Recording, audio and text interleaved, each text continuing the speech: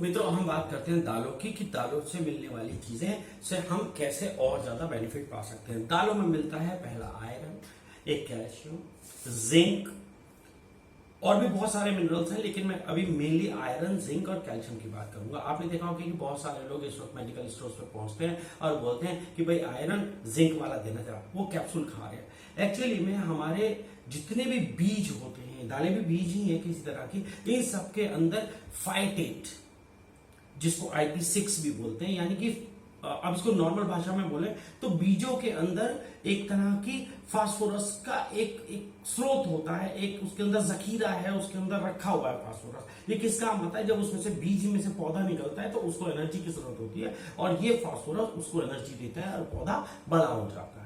लेकिन इस फास्फोरस के साथ सबसे बड़ी प्रॉब्लम ये है कि जब आप दालों को पकाते हैं तो ये फास्फोरस आयरन के साथ कंबाइंड हो जाता है, जिंक के साथ कंबाइंड हो जाता है ना, कैल्शियम के साथ कंबाइंड हो जाता है और मिनरल्स के साथ कंबाइंड हो जाता है, जिसकी वजह से आपके शरीर के लिए आयरन, जिंक या कोई चीज बचती ही नहीं है, जबकि दाल खाने से चीज तो मिलनी चाहिए।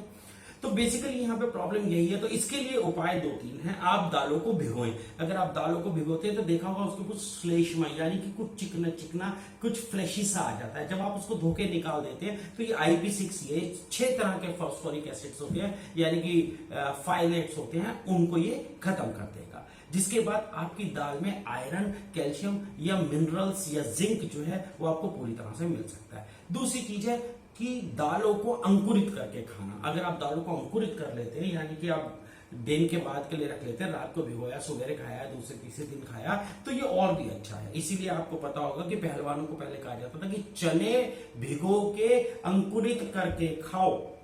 तो चने भिगोना और अंकुरित करना इसी चीज का पार्ट था। दाल को अगर आपके घर में बिना भिगोए बनाया जाता है, सीधा डाला कुकर में और सीटी लगा दी, तो मैं इस बात की गारंटी देता हूं कि आपके घर में आयरन और जिंक की डेफिशिएंसी होगी। आप बाजार से खरीद के कैप्सूल जरूर खाएंगे।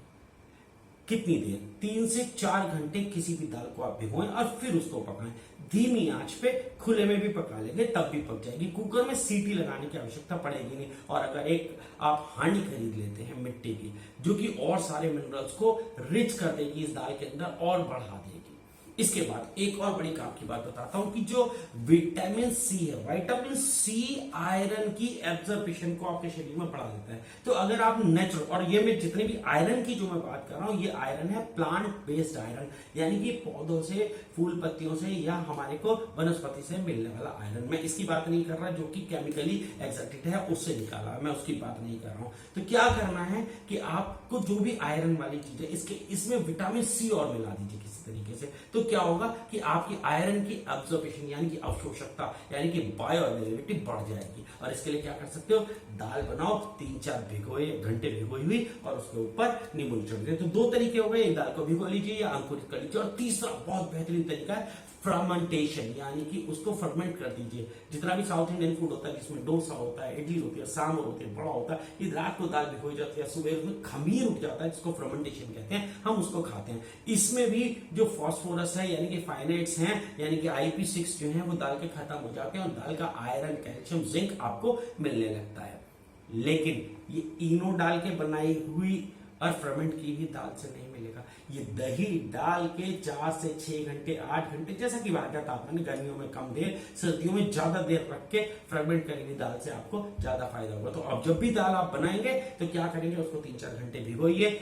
अपने बच्चों को भीगे हुए चने 1 रात या 2 रात जिनमें से अंकुर निकलना जरूर दीजिए और उसके ऊपर थोड़ा सा छोड़ दीजिए। बच्चों को आयरन की, कैल्शियम की और जिंक की कमी कभी नहीं होगी। थैंक यू दोस्तों। अगली वीडियो में बात करता हूं सब्जियों की।